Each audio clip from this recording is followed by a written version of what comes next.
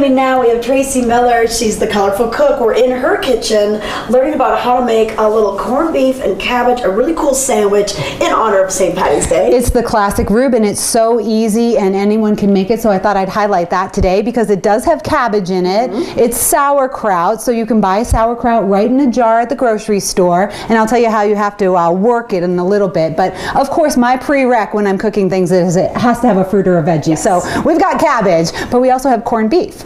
So when you're making the sandwich, you buy sliced corned beef at the deli, and then I have taken light rye bread and toasted both sides and put a piece of Swiss cheese on each side until it kind of started to melt into the sandwich.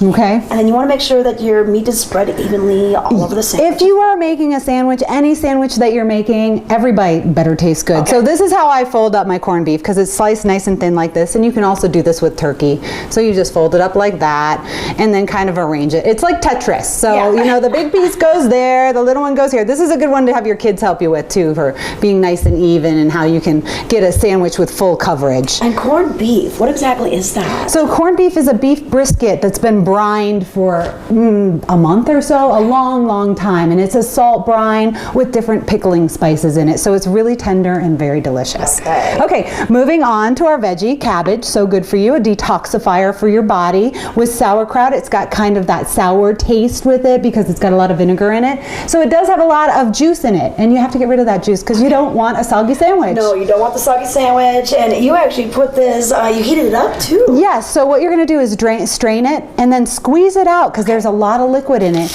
and then put it on your griddle or in a pan and fry it up until it kind of dries out. And then what we're going to do is we're just going to spread it nice and here. You can do that one if you want. Okay, perfect. Get your hands in it, Tricia. Yeah, get in there. And just make sure you cover every little piece and then pat it down a little bit.